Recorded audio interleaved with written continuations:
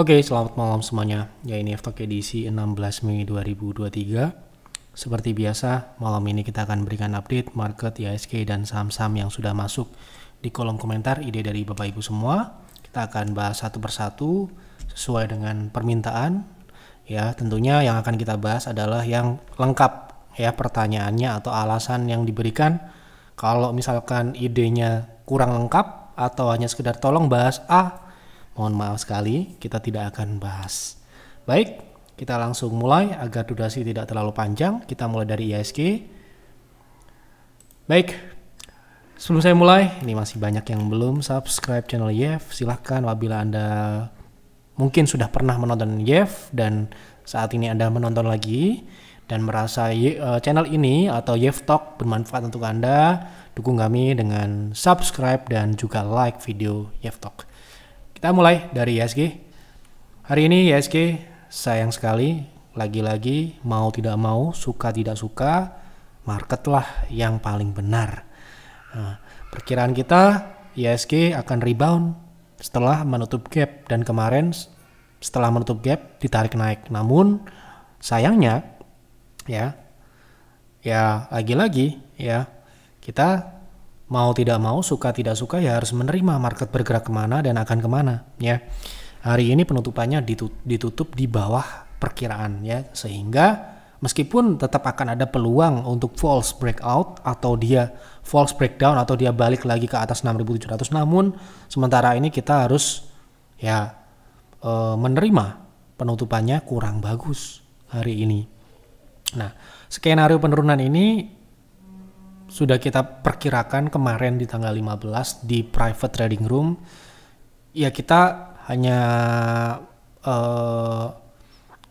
memberikan sesuatu yang tentu saja tidak hanya yang manis-manis, yang pahit-pahit yang mungkin terjadi.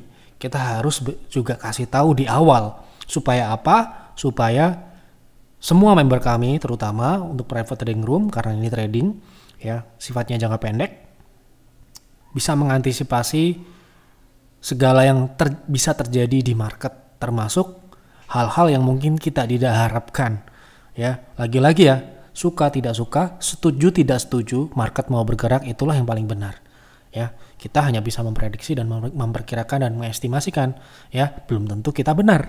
Nah ya, ini kita share di tanggal 15 kemarin jam 11 kurang, ini menjelang penutupan sesi pagi ya, kita sudah lihat kemungkinan ya IHSG bisa tutup di bawahnya. Dan apa yang harus dilakukan? Tentunya ya itulah tugas sebagai advisor. Apa yang harus dilakukan jika IHSG ternyata tidak sesuai dengan estimasi kita?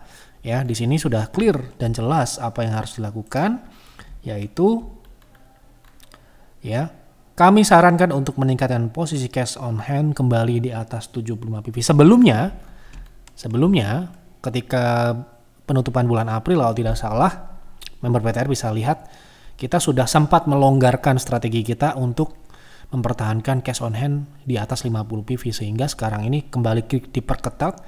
Bukan berarti kita tidak bisa profit, sekali lagi ya, tetapi kita harus melihat kondisi market. Berarti kita harus lebih hati-hati dan lebih efisien.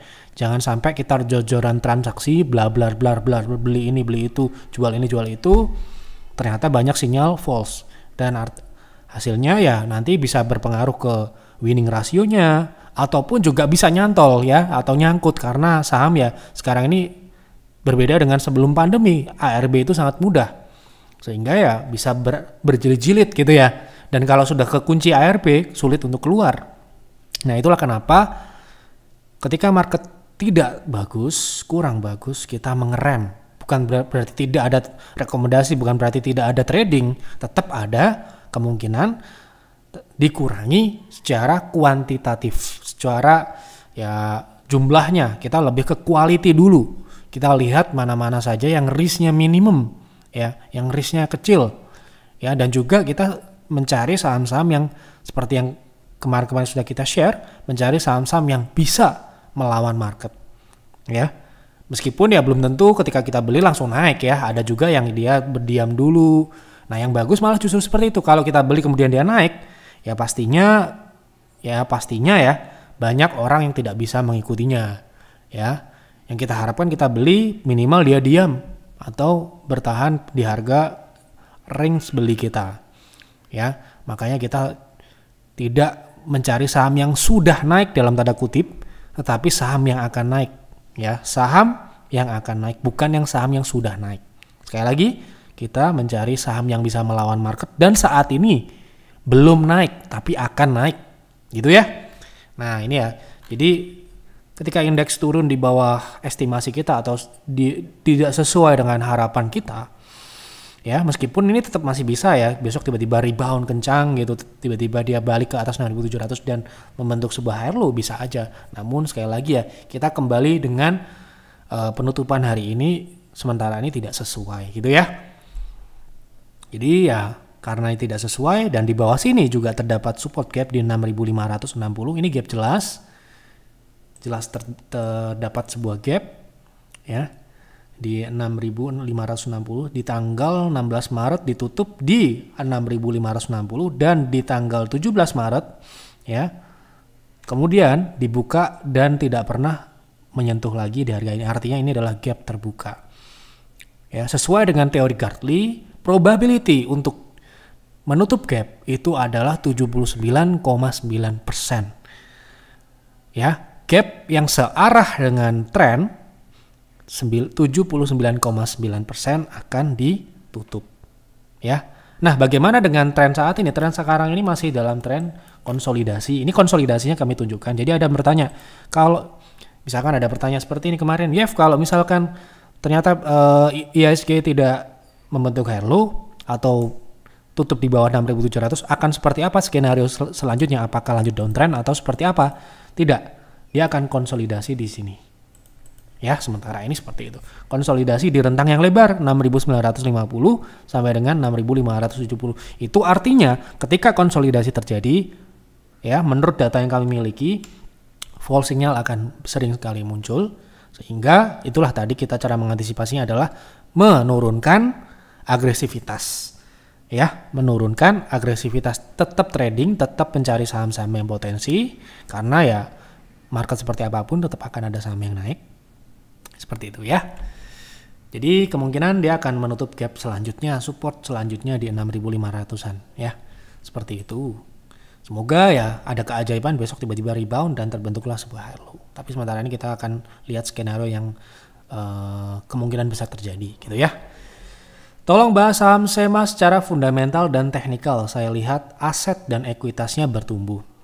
Aset dan ekuitasnya bertumbuh. Tapi hutangnya juga sepertinya lumayan besar. Saya sudah cicil-cicil di average 75 sekitar 2 PV. Apakah saham ini layak invest atau sebaiknya untuk trading saja? Baik, kita akan coba lihat ya. Pertama kita akan lihat apakah fundamental SEMA itu menarik untuk bagi kami. Menurut Jeff ya, bukan menurut, mungkin tidak sama dengan menurut Anda ya. Tapi menurut kami menarik atau tidak. Yang pertama-tama kita lihat adalah tentu saja bisnisnya tumbuh atau tidak gitu ya. Nah, ini SEMA ini kita lihat sebentar, di sini ada profilnya ya. Nah, di sini kita lihat dari bisnisnya ini lebih ke manufaktur ya. Kalau kita lihat dari kinerjanya ya, kita lihat SEMA ini tidak tumbuh di tahun 2022 dan pertumbuhannya ini hanya terjadi di 2021 yang mana pertumbuhannya cukup signifikan ya. Kalau kita lihat dari sisi laporan laba rugi, pertumbuhannya kurang bagus, jadi kurang layak menurut saya. Kita lihat hanya sepintas saja ya ini ya. Jadi dia tidak stabil. Ketidakstabilan di fundamental ini bisa menjadi patokan juga. Ini saham ini cocok untuk invest atau tidak. Kalau kami mencari saham itu yang tumbuh, profitabilitasnya di atas rata-rata industri atau sektornya, ya, di atas syarat kami ya 5% minimal bottom line-nya, ya. Nah, untuk saat ini pertumbuhannya tidak cocok, tidak layak menurut kami ya. Sekali lagi ini menurut kami. Kemudian kita lihat dari profitabilitasnya, ini juga naik dan turun ya tentunya. Dan ini masih di bawah 10 ya, bahkan ini di tahun-tahun sebelumnya di 2020 ke belakang itu sempat di bawah 5%. Namun ini 3 tahun terakhir dia bisa di atas 5%. Ini bisa dikatakan mungkin membaik ya, bukan berarti ini layak, tapi membaik ya. Kemudian kita lihat tadi sempat dibahas terkait utang ya. Kita lihat di sini ya, kita lihat total hutangnya itu 34 bio, sedangkan kita lihat asetnya itu, sebentar ini tahunan, kita cek tahunannya aja ya.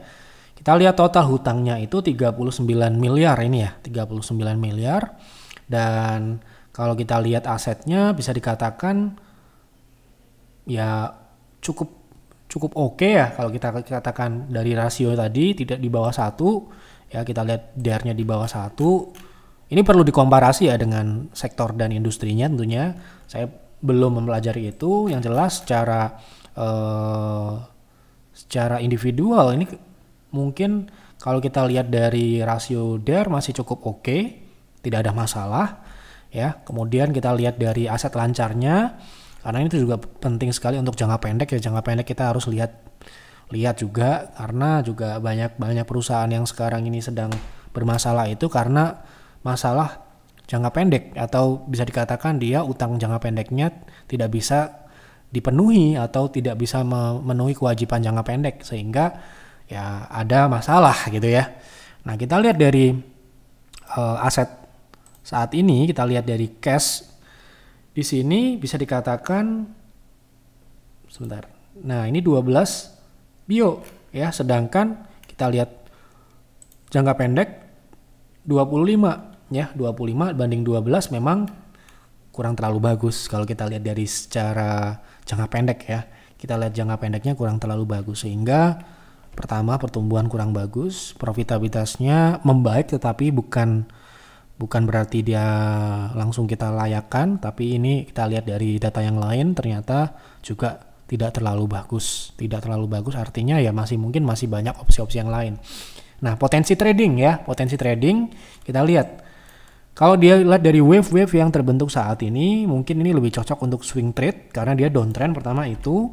Kedua, memang karakteristiknya wave-nya cukup agresif, dan kita lihat sekarang ini bagaimana, menarik atau tidak gitu kan.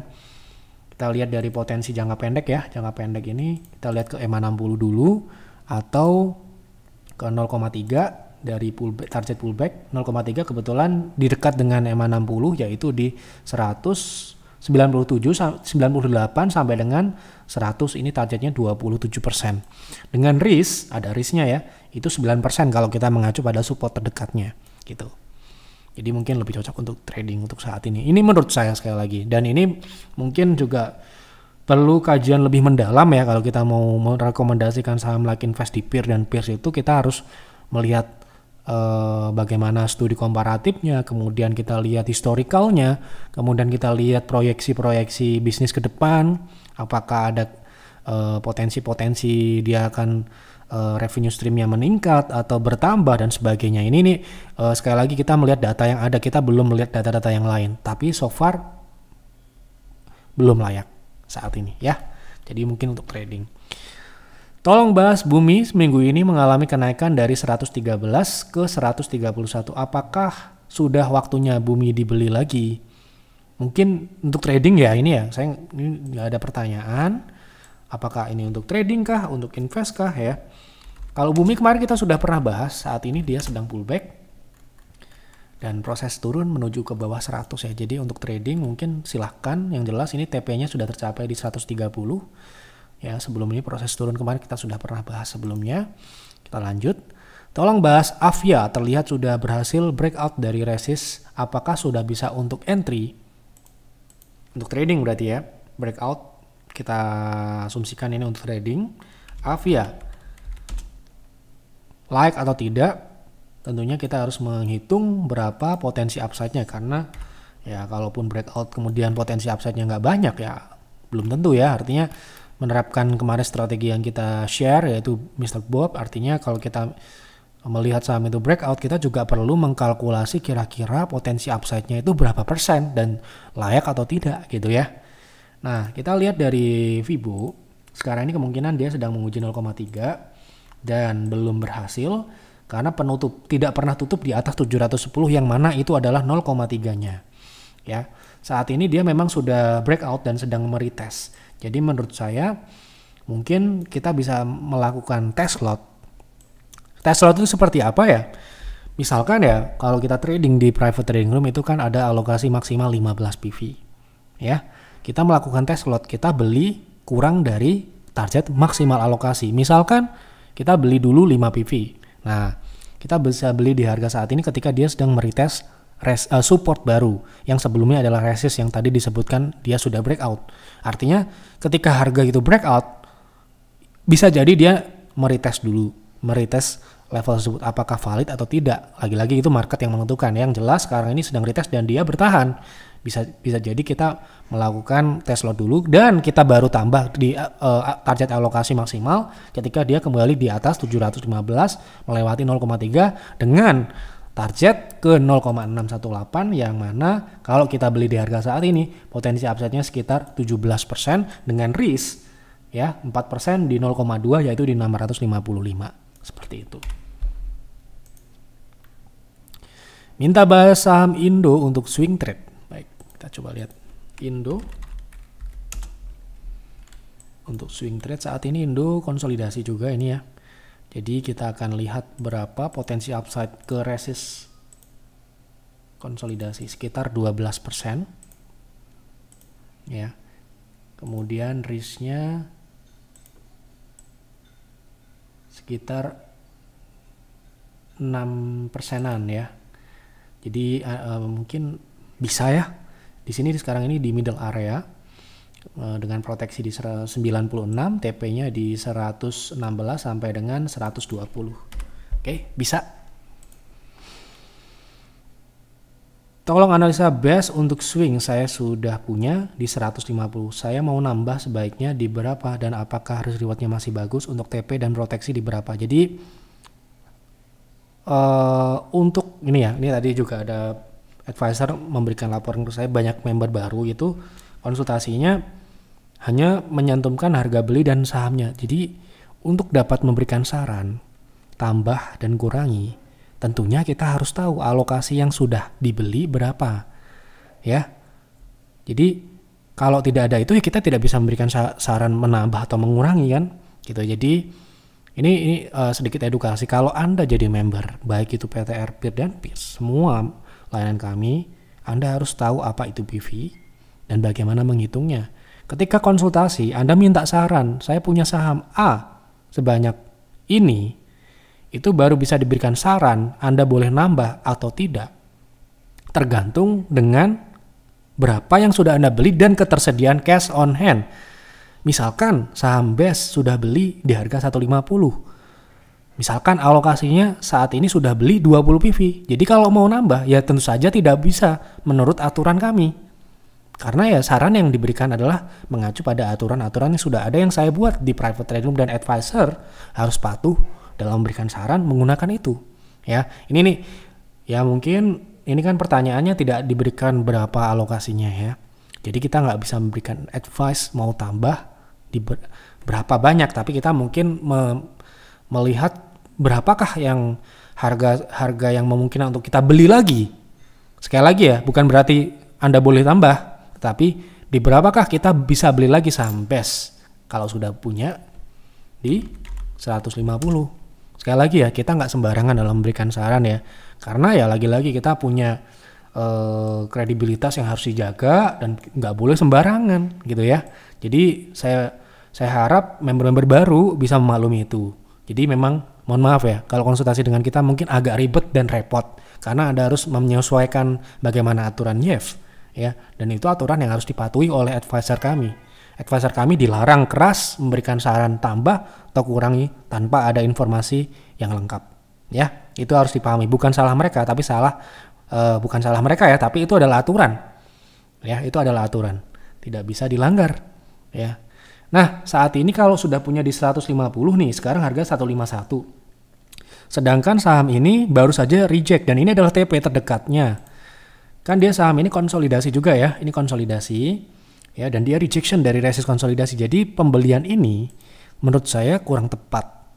Karena pertama swingnya sudah terlambat, swing naiknya sudah berjalan dan Mungkin saja ini menuju swing turun karena ya hari ini turunnya cukup signifikan dengan volume yang besar. Jadi mungkin saja dia bisa turun lagi ke 145. Apakah bisa nambah atau tidak? Sekali lagi kita tidak bisa memberikan itu di sini karena saya tidak tahu Anda beli berapa banyak, bukan berapa banyak dalam jumlah rupiah atau lot, tetapi dalam persen atau PV. Sekali lagi, ya. Jadi ya sementara ini menurut saya best signal sell karena dia sudah diresist. Kalaupun kita mau beli mungkin kita harus tunggu dia keluar dari konsolidasi atau menunggu di support sini di 130 120-an. Seperti itu. Selamat malam Pak Yef, bagaimana dengan IMAS untuk trading? Tadi ARB, terima kasih Pak Yef, sehat selalu. Terima kasih Ibu Lili, semoga Ibu Lili juga sehat dan sukses selalu. Doa-doa yang baik selalu kembali ke yang mendoakan ya. Oke.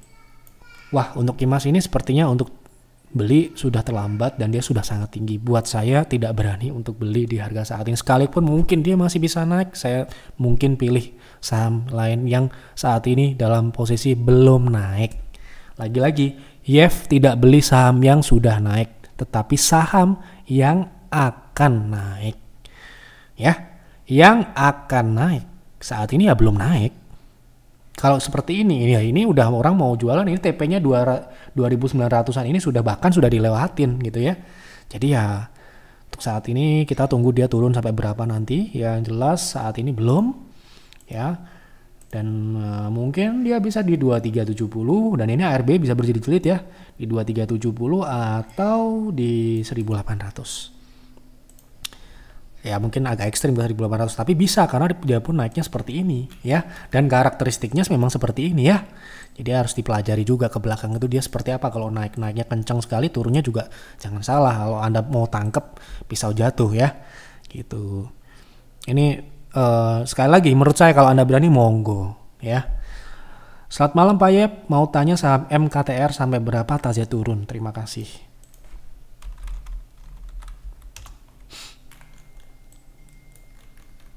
Oke, ini saham MKTR saat ini breakdown dari MA60 dan turun, dan ini sini ada pembahasan sebelumnya di 126.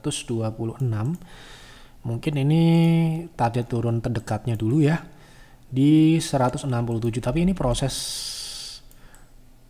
ini karena dia juga cukup agresif seperti saham IMAS tadi. Kita nggak mau menghubungkan, tapi secara teknikal ya karakteristiknya seperti ini, sehingga dia turun pun dia bisa balik ke bawah sini seperti membentuk tower ya. Jadi saat ini potensinya ke 170 dulu terdekat. Seperti itu. Izin Pak, minta pendapat HAJJ untuk swing trade. Ini saham baru juga dan mungkin masih belum bisa kita analisis secara baik ya. Karena ya indikatornya seperti yang Anda lihat, ini menggunakan daily pun dia belum ada MACD dan belum ada EMA ya.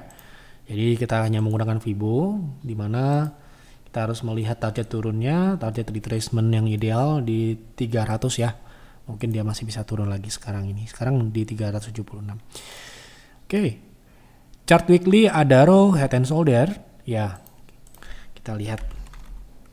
Mungkin saja, tapi apalah artinya pola-pola itu. Yang jelas kalau dia masih dalam proses turun ya kita hindari itu kan. Kalau kita lihat memang tidak sejajar ya dengan pola sebelumnya, tapi ya bisa dikatakan menyerupai. Ya, artinya kita perlu menghindarinya. Ya, kalau tujuan kita untuk mengikuti pola ini, kita lihat potensi turunnya seperti yang kami bahas kemarin di 2.300 ya. Dan itu ya butuh proses ke sana ya. Semoga nggak langsung turun ke sana, ada naiknya dulu supaya yang beli-beli di atas diberikan kesempatan seperti saham Buka kemarin ketika kita berikan proyeksi turun ke bawah 200, dia masih naik ke 230, 240 sebelum hari ini turun gitu ya. Jadi yang mungkin saya bilang di sini turun belum tentu besok langsung turun ke sana ya. Jadi ya Anda bisa lagi-lagi Anda harus bijak dalam menerima informasi. Anda perlu menganalisis lagi apa yang harus dilakukan jika Yef bilang ini akan turun ke sana. Mungkin saja saya salah ya. Kalau untuk saat ini Adaro sementara ini masih sama dengan pembahasan yang kemarin. Tolong bahas Inco target best price turun jangka menengah. Jangka menengah kita akan menggunakan weekly. Oke, ini ya. Kita sudah pernah bahas sebelumnya di pembahasan teknikal sebelumnya. Sekarang ini Vale ya dalam proses koreksi yang belum dipatahkan ya. Dan terakhir dia membentuk sebuah lower high.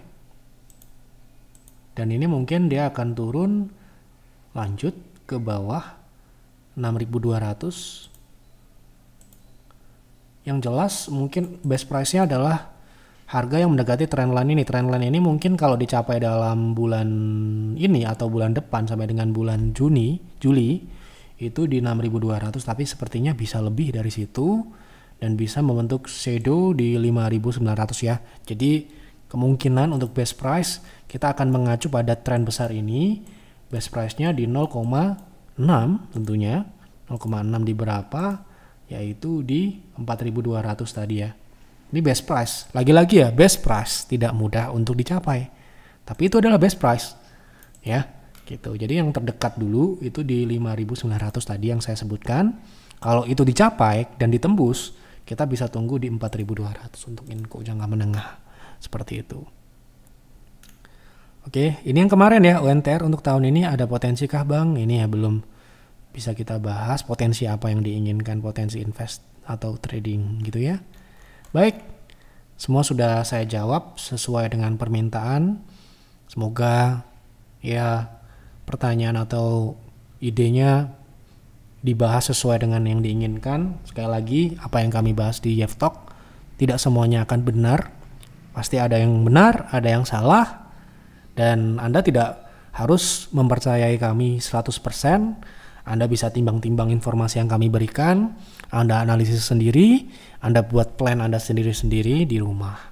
Ya, bagi Anda member PTRP dan Peers, sekali lagi ya, ketika Anda mau trading ataupun mau investing, sebaiknya ya tidak harus, sebaiknya konsultasi dulu dengan advisor kami. Jangan sampai